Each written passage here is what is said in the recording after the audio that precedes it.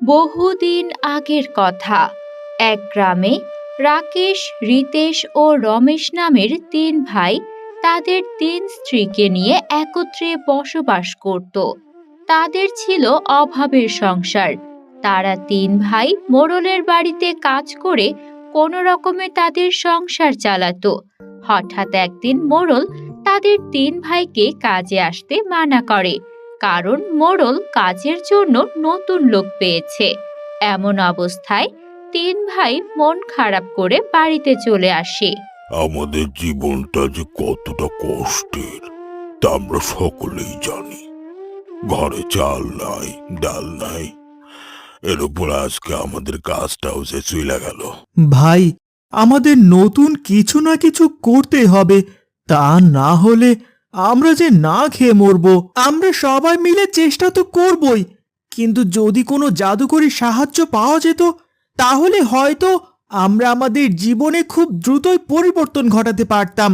আমি শুনেছি ওই উত্তরপাড়ার জঙ্গলে এক জাদুকর থাকে। জাদুকর? আমরা কি সত্যি তার কাছ থেকে সাহায্য পাবো? কিন্তু উত্তরপাড়ার জঙ্গল যে খুব ভয়ঙ্কর, সেখানে নানা জঙ্গলি জন্তু জানোয়ারের বসবাস। তাহলে তো সেখানে অনেক বিপদ। থাক বাবা, তোমাদের সেখানে যাওয়ার দরকার নেই। তোমরা এত ভয় পেও না দিদি, আমরা ঠিকই সব বাধা পেরিয়ে জাদুকরের কাছে পৌঁছে যাব। আমার তো খুব ভয় লাগছে। তোমরা কি সত্যি জাদুকরের কাছে যাবে? হ্যাঁ, আমাদের না যেত উপায় নাই। কিছু একটা না করলে তো ঘরে বসে মরতে পারি না। না, অন্তত তার কাছে যায় যদি কোনো একটা গতি হয়, যত বিপদে আসুক না কেন, তা আমাদের তিন ভাইকে মোকাবেলা করতে হইব। তা না হইলে তো আমরা অভাবে না খেয়ে মরবো। ঠিক আছে, তবে তোমাদের অনেক সতর্ক থাকতে হবে। আচ্ছা, এখন সকলে খেয়ে নাও দেখি, কাল খুব ভোরে তোমরা বের হইও। রিতেশ, রমেশ, চল ভাই, আমরা এবার বেরিয়ে পড়ি। অনেক দেরি হয়ে যাইতেছে। সন্ধ্যের আগে জাদুকরের কাছে পৌঁছাতে হইব। হ্যাঁ, চলো, আমরা তৈরি হয়ে গেছি। সাবধানে যেও তোমরা। সকল বিপদ তোমরা তিন ভাই একত্রে থেকো, কিন্তু কেউ কাউকে ছেড়ে যেও না। তারা তিন ভাই বাড়ি থেকে শুকনো খাবার সমেত জাদুকরের উদ্দেশ্যে রওনা হলো। তারা মাঠের পর মাঠ এবং উত্তরের সেই ভয়ঙ্কর জঙ্গল পাড়ি দিয়ে জাদুকরের গুহার সামনে পৌঁছালো। আমরা কি গুহার ভেতরে ঢুকবো দাদা? আশেপাশে তো কাউকেই দেখছি না। না, এইখানে নাই, নিশ্চয়ই গুহার মধ্যে থাকবো। চল, ভিতরে ঢুকি।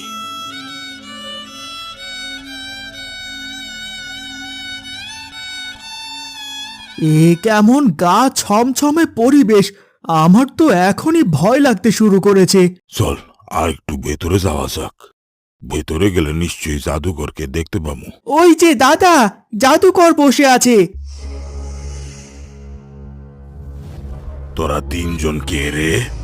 আর কি কারণেই বা এসেছিস আমার কাছে তোরা? আগে, আমরা তিন ভাই, আমাদের জীবনে অনেক কষ্ট।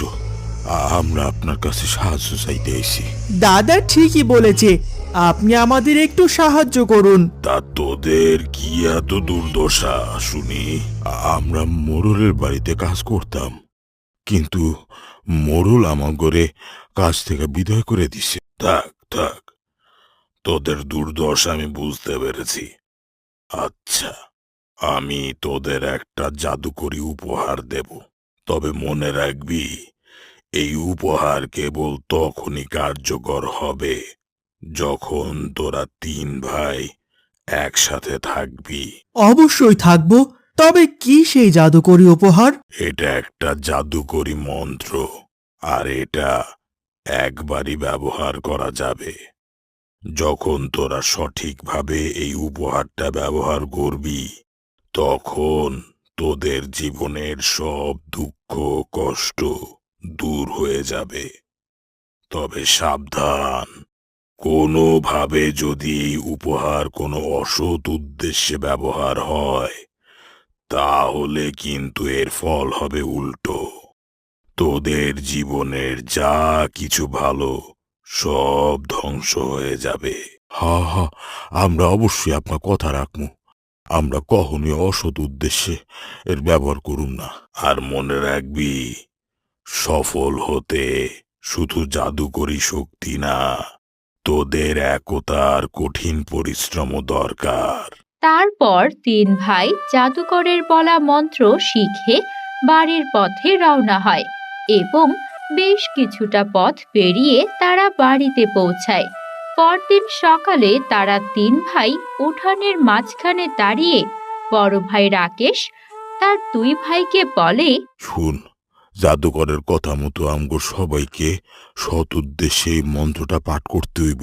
হ্যাঁ দাদা, চলো আমরা আজই মন্ত্রটি পাঠ করে ফেলি। ছোটু, মনে রাখবি, শুধুমাত্র আমাদের দুর্দশা দূর করাটাই আমাদের মন্ত্রপাঠের উদ্দেশ্য। অন্য কোনো উদ্দেশ্য আমাদের মনে রাখলে কিন্তু হিতে বিপরীত হতে পারে। হ্যাঁ দাদা, ঠিকই বলেছ, আমাদের মনে অন্য কোনো উদ্দেশ্য রাখা যাবে না। চল শুরু করি।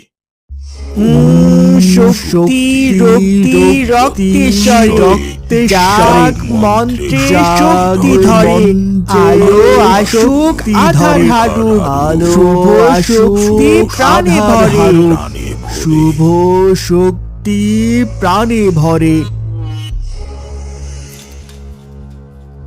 এই এই এই কি এটা?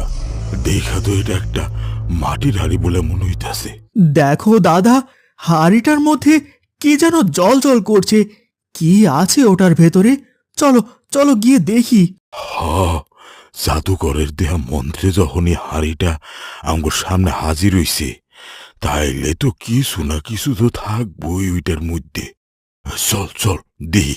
তিন ভাই হাড়িটির কাছে গিয়ে দেখলো বাড়িটির মধ্যে একটি স্বর্ণমুদ্রা উজ্জ্বল আলোয় জ্বলজ্বল করছে। আর এই দেখে পাশ থেকে বড় বউ বলে উঠল, ওপরওয়ালা বুঝি আমাদের দিকে মুখ তুলে তাকিয়েছে গো, এবার হয়তো আমাদের অভাব দূর হবে। ঠিক বলেছ দিদি, এবার আমাদের আর কোনো দুঃখ কষ্ট থাকবে না। দাদা, আমি কি স্বপ্ন দেখছি নাকি সবই আমাদের সাথে বাস্তবে ঘটছে? না, এগুলো কোনো স্বপ্ন না, এগুলো তো আমাদের দেওয়া জাদুকরের আশীর্বাদ। জাদুকরের দেওয়া উপহার তো আমরা পাইছি, কিন্তু আমগর মনে রাখতে হইব এই উপহারটা আমরা সৎ উদ্দেশ্যে ব্যবহার না করলে আমরা আবার আগের মতন নিঃস্ব হয়ে যাবো। হ্যাঁ দাদা, আমরা এই মুদ্রাটি অসৎ উদ্দেশ্যে ব্যবহার করব না। ঘরে তো রান্নার জন্য কিছুই নেই, বাজার থেকে কিছু সবজি আর মাছ কিনে নিয়ে এসো তো। আচ্ছা আচ্ছা গিন্নি, আনমু। এত ব্যস্ত হয়ে কোথায় চললে তোমরা? হাতে যখন বাজারে থলে দেখছো, তাইলে নিশ্চয়ই বাজারে যাইতাছি। ও হ্যাঁ, তা বটেই। মনে হচ্ছে সকাল সকাল ভালো সবজি আর মাছগুলো কিনে আনবে বলে বেরিয়েছো।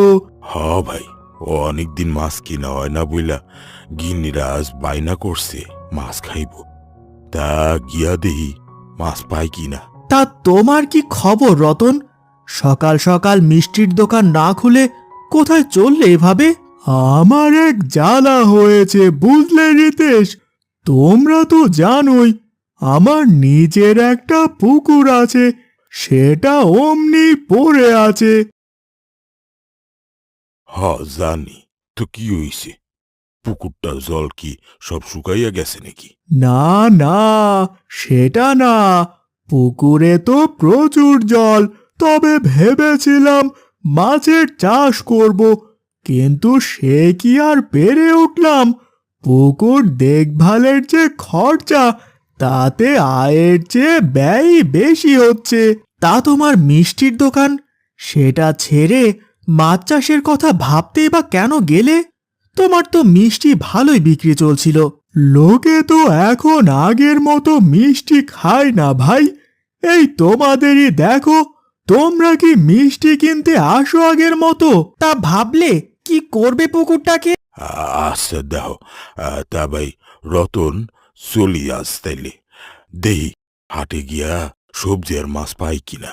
এই কি যেন শুনলাম, রতন পুকুর বিক্রি করবে।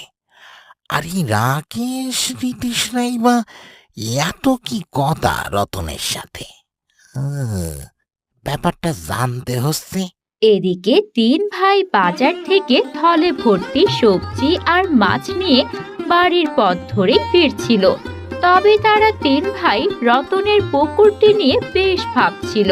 কই গো গিন্নি, কই গেলা? বাজারে থলে লইয়া যাও। ভাই রিতেশ, রমেশ, রতনের পুকুরটার বিষয়ে কি ভাবলি তোরা? সেটা নিয়ে চিন্তা করো না, আমরা পুরো পুকুরের দাম মিটিয়ে দিতে পারবো। আমিও সেই থেকে শুধু ভাবছি পুকুরটা আমরা কিনে নেই না। হ, আমি তো ভাই ভাই রাখছি পুকুরটা কিনা আমরা তিন ভাই একত্রে মাছ চাষ করুম। কিন্তু তোরা মদ দিবি কিনা এই ভাইবা শঙ্কায় আছিলাম। তোরাও যখন মদ দিতাছোস, চল আজই রতনের কাছে যাই। আরে রাকেশ, তোমরা আবার এখানে? কি ব্যাপার বলো? রতন, তোমার পুকুর বিক্রি করার কথা শুই না আমরা ভাইবা দেখলাম, আমরা ওইটা কিনতে চাই। সত্যি বলছো? তোমাদের টাকা পয়সার ব্যবস্থা হলো কিভাবে? সেটা নিয়ে চিন্তা করো না, আমরা পুরো পুকুরের দাম মিটিয়ে দিতে পারবো। যদি তাই হয় তবে আমি তোদের সবার জন্য বিশেষ ছাড় দেব। পুকুরটা তো তোদের মতো ভালো মানুষের হাতেই থাকুক। তিন ভাই রতনের পুকুর কিনে নিল। এবার শুরু হলো তাদের মাছ চাষের পরিকল্পনা।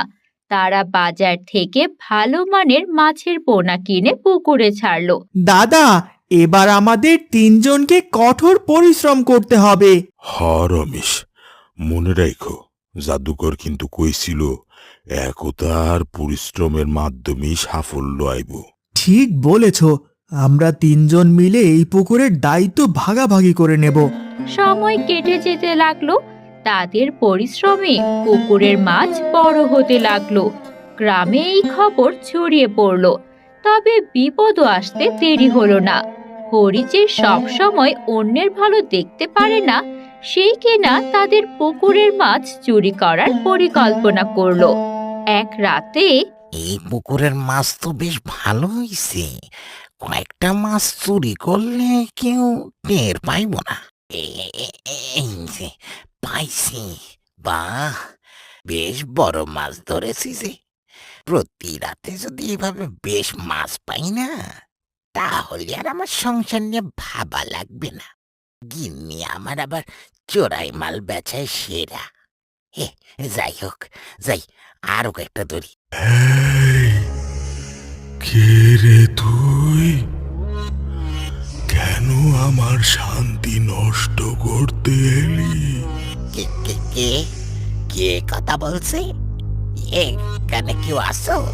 আমি আমি এই পুকুরের রক্ষক রাকেশ, রিতেশ আর রমেশের একতা আর পরিশ্রমের ফলস্বরূপ এই পুকুরে প্রাণ এসেছে। কিন্তু তুই কেন এখানে এসেছিস? এ লোভী মানুষ! আমি আমি তো কিছু করিনি। আমি তো শুধু... মিথ্যে বলিস না, আমার কাছে মিথ্যে বলিস না। আমি তোকে সব করতে দেখেছি।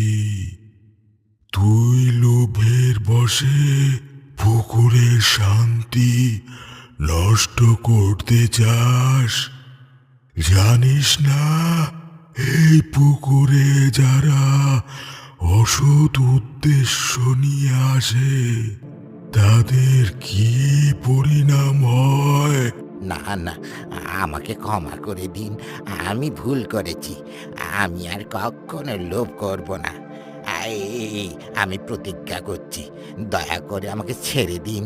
তুই প্রতিজ্ঞা করলেও তোর লোভ আর প্রতারণার শাস্তি তোকে পেতেই হবে।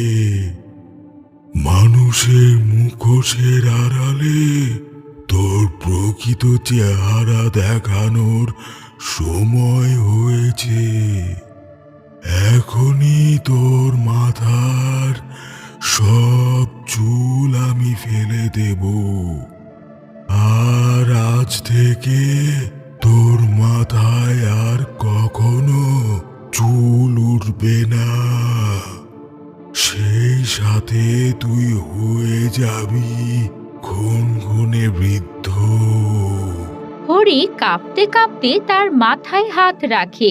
ঠিক যখনই তার চুল পড়তে শুরু করে তখনই আর কয়েক সেকেন্ডের মধ্যেই সে পুরোপুরি টাক হয়ে যায়।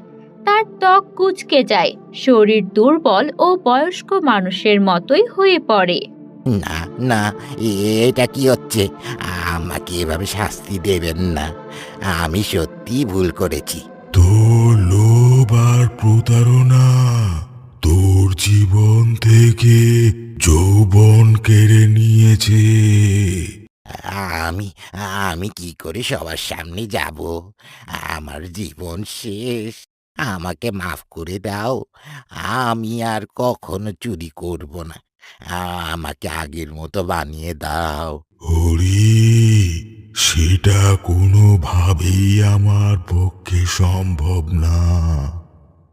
একমাত্র তুই নিজের কর্মের দ্বারা সুস্থ হতে পারবি। কিভাবে? আমাকে বলুন, আমি সব করতে রাজি আছি।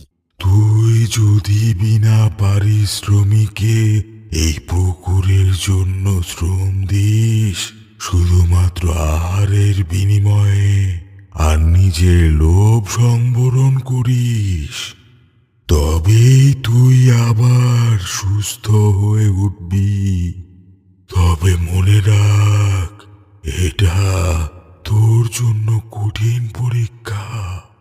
এই পুকুরের দেখাশোনা করা, মাছগুলোকে দেখাশোনা করা, খাবার দেওয়া, জল পরিষ্কার রাখা, পুকুর পাড়ের গাছপালা রক্ষা করা, এগুলোই তোর কাজ।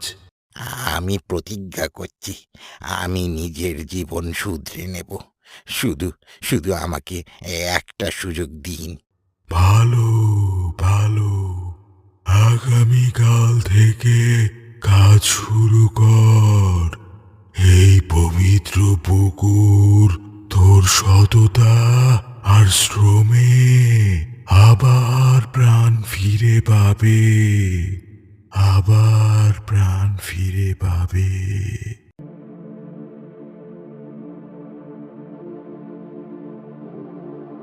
তুমি কে? এইভাবে আমগোর বাড়িতে ঢুকছো কে? এত জরাজীর্ণ অবস্থা, ভিক্ষা চাইতে এসেছো নাকি? দেখো ভাই, আমাদের সময় নষ্ট করো না। ভাইরা, তোমরা আমাকে চিনতে পারছো না? আমি তোমাদের হরি। হরি? এইটা কিভাবে সম্ভব? তরই হালকে। আমি কি কি কি করেছে বলি? আরে বল তো, কি হয়েছে তোর? হরি তাদেরকে রাতে পুকুরে মাছ চুরি করতে যাওয়া থেকে শুরু করে তার এরকম টাক হয়ে যাওয়া এবং বৃদ্ধ হয়ে যাওয়ার সব ঘটনা খুলে বলে এবং কিভাবে এই অভিশাপ থেকে মুক্তি পাবে সেগুলোও বলে। আমি তোমাদের কাছে একটা সুযোগ চাই। কিসের সুযোগ? আমি এই পুকুরের জন্য কাজ করতে চাই। তোমাদের কোনো টাকা দিতে হবে না, শুধু দিনে দুবেলা খেতে দেবে। আমি সব কাজ করব, পুকুর পরিষ্কার করব, মাছ দেখভাল করব, আর আর পুকুরের সৌন্দর্য রক্ষা করব। তাহলেই কেবল আমি আগের মতো হয়ে যেতে পারবো। আমাকে তোমরা একটা সুযোগ দাও। তুই কি সত্যি হরি? তুই এই অবস্থায় কিভাবে আমাদের পুকুরের জন্য কাজ করতে চাস? কারণ কারণ আমি আমার ভুল বুঝতে পেরেছি। এই পুকুরটাই আমার জীবনের পাঠ। আমি লোভের কারণে নিজের সব কিছু হারিয়েছি। এখন আমি নিজের পরিশ্রম দিয়ে পাপের প্রায়শ্চিত্ত করতে চাই। হরি, যদি তুই সত্যি এটা করতে চাস তাইলে ঠিক আছে, আমরা তোর কাজ দেখা বিচার করবো। কিন্তু আমাদের খাওয়ার বিনিময়ে কাজ করতে হবে, আর কোনো দাবি করতে পারবি না। আমি প্রতিশ্রুতি দিচ্ছি কোনো দিন কোনো অভিযোগ করব না। তিন ভাই হরির কথায় সম্মতি দেয়। এরপর থেকে হরি চুরি করা ছেড়ে দিয়ে তাদের পুকুরে দিন-রাত পরিশ্রম করতে লেগে পড়ে, এই আশায় যে তার মাথায় আবার একদিন চুল গজিয়ে উঠবে এবং আবার সে যুবক হয়ে ফিরবে।